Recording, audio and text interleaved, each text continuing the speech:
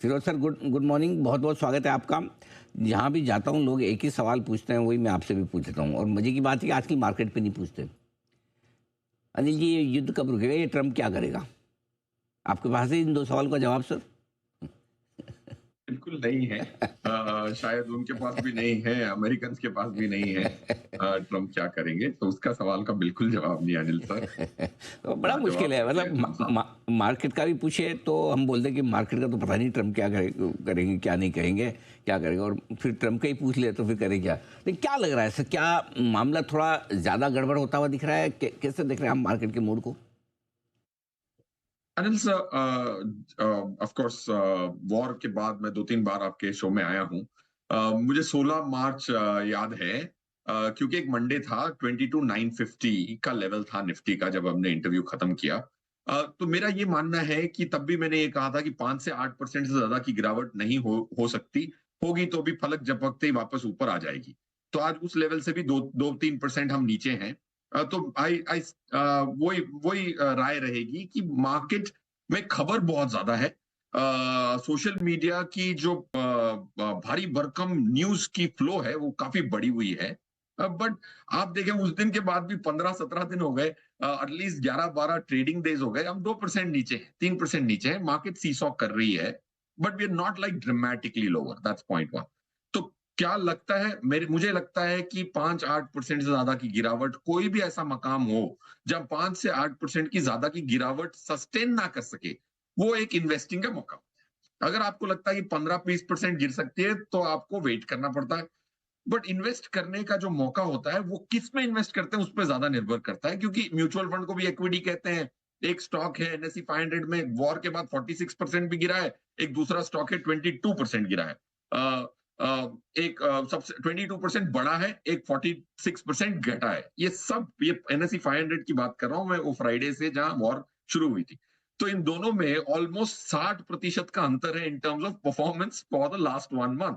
ये एंड मैं top 500 companies की बात कर रहा हूँ, एनएससी 500 के कॉन्स्टिट्यूएंट। तो इक्विटी कौन सी खरीदते हैं उस पर ज्यादा निर्भर करता है।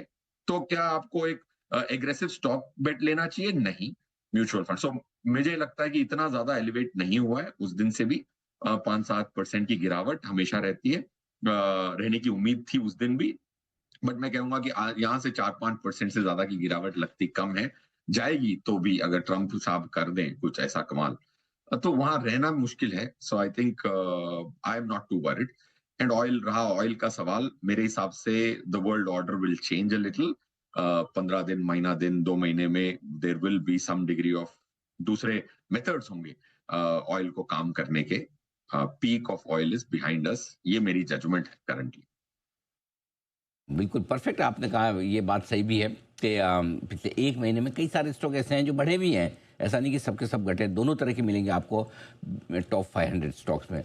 अब अगर आप एक किसी म्यूचुअल फंड इन्वेस्टर को राय दे रहे हैं, दो तरीके से, एक जिसकी ऑलरेडी एसआईपी चली है, निवेश चल रहा है, वो क्या करें? क्योंकि कई लोगों का मन करता है कि एसआईपी रोक दें, जो डाला हुआ पैसा अभी तो ज़्यादा नुकसान नहीं है, अगर किसी ने 5 साल पहले डाला है या थोड़ा बहुत प्रॉफिट है निकाल ले क्या। और जो नया पैसा डालना चाहते हैं वो क्या करें? सर, ये जो एक आंकड़ा पढ़ने वाला हूं वो म्यूचुअल फंड वाले को बिल्कुल जहन में गांठ बांध लेनी है। और मैं कोई बहुत अच्छा आंकड़ा नहीं दिखा रहा हूँ, वर्स्ट टाइम की रिकॉर्डिंग देख रहा हूँ। 30 मार्च जो लास्ट फाइनेंशियल ईयर का वर्स्ट, मतलब क्लोजिंग था, इंसिडेंटली वर्स्ट भी ऑलमोस्ट था। uh, वो था 22,313 की लेवल।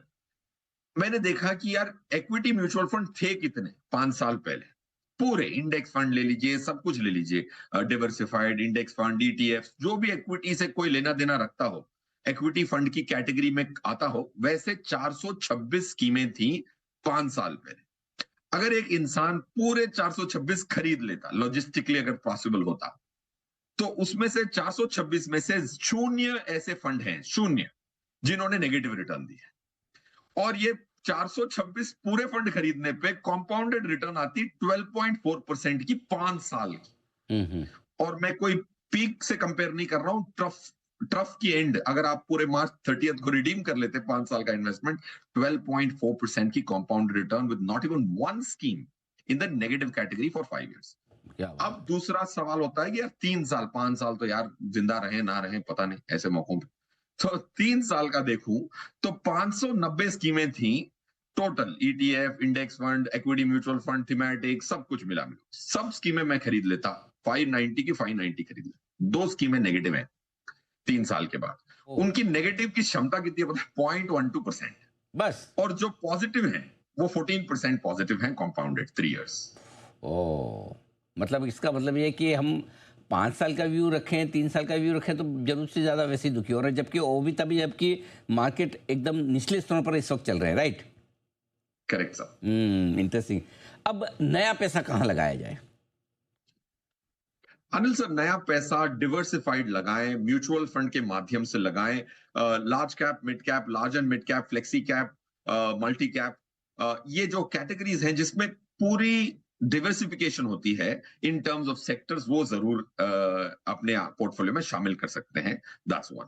अगर आपको स्टॉक्स खरीदने हो तो 42 ऐसे स्टॉक्स हैं जो वॉर के बाद एनएसई 500 में पॉजिटिव है। 42 ऐसे स्टॉक हैं, इनको थोड़ा बारीकी से देखें।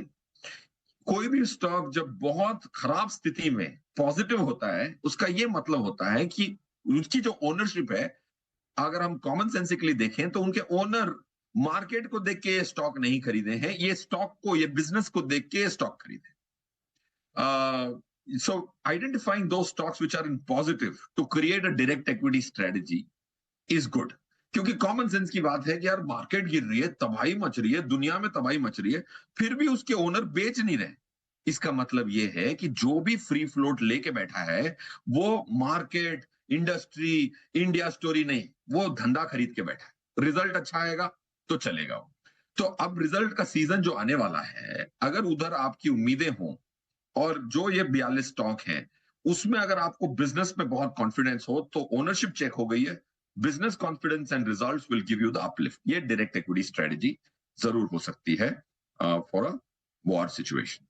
बिल्कुल, आपने सही कहा कि जो लोग प्रमोटर हैं जिनके पास सबसे ज़्यादा शेयर है वो बेच नहीं रहे, क्योंकि उन्हें पता है कि उनका भरोसा बिजनेस पर है।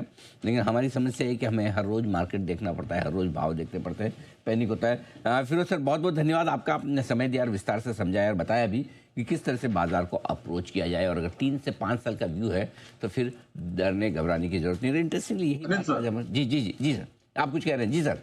अनिल सर, एक पॉइंट जरूर कहूंगा क्योंकि जरूर आप इतने मशहूर हैं और आपकी सब रेगुलेटर सुनते हैं। ये पॉइंट मैं मिस नहीं करना चाहता। जरूर। जो ये हमारी लॉन्ग की लिमिट है ना इंडिया में, जो आई है उससे बहुत दिक्कत हो रही है आज के समय में।